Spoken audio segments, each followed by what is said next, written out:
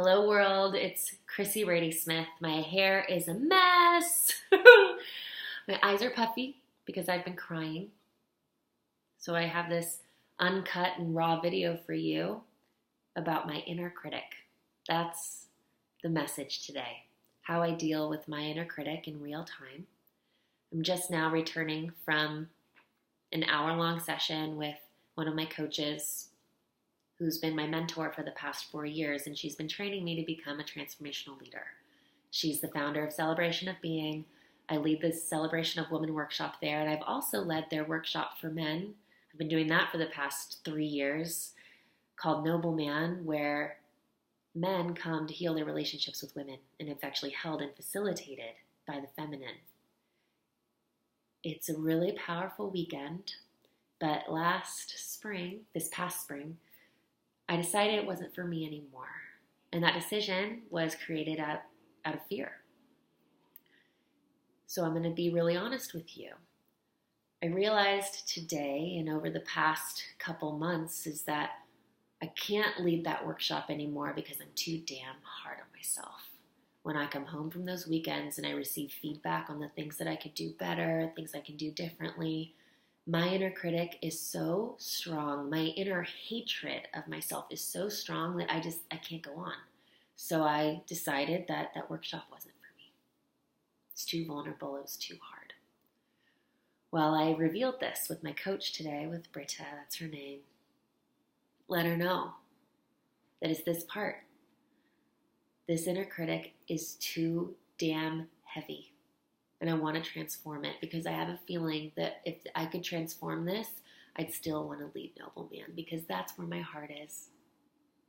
Celebration of Being is my family, is my community. I don't want to give up yet.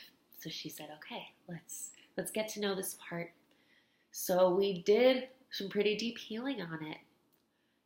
This part, my inner critic, she really, really wants me to be perfect. She wants me to be perfect because long ago, I got hurt when I wasn't perfect. I'm sure you've gotten hurt before too. I won't go into too many details on what I did and what happened, but my body has this cellular response when I make a mistake that I'm going to get hurt, that I'm going to get physically hurt if I mess up. So that happens for me, and I lose presence when I receive feedback. When I grow and expand, when I fail and I lead these workshops, it's just really hard and scary. Well, my coach helped me just now with finding out really, what is that perfection really trying to do? Why am I trying to be perfect? Well, it's to keep me safe. So I got to see that. I'm like, okay, it's interesting. But then, this is when the really cool part happened. My coach was like, what if you could just accept this inner critic? Just accept this is your number, this is your pain point, everyone's is different, but this is yours. And I really breathed into that. I welcomed that possibility. I'm just like, what if I could just welcome it? Accept it. Not try and change it. Because as we all know, as I know, and what I teach, when we try and change a shadow, it just gets bigger. And it'll just come out in sideways ways that don't feel good and don't help anybody. What if I just accepted it?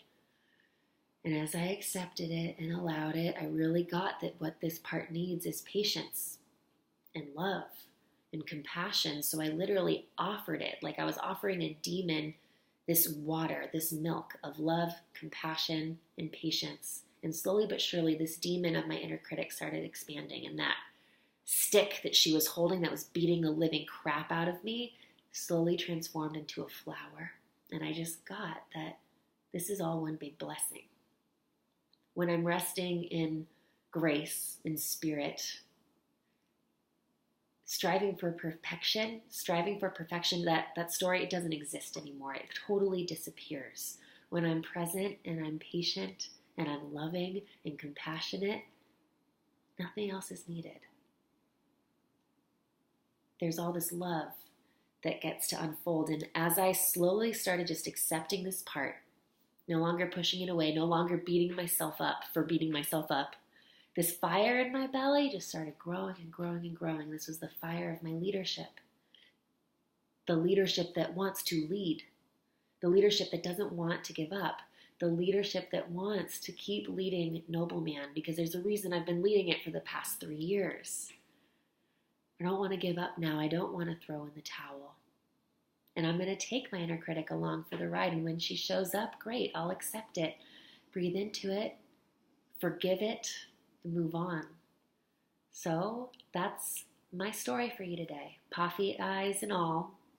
I have an inner critic too, and I am deciding to love and accept it, and I hope you can too. That's it. Bye.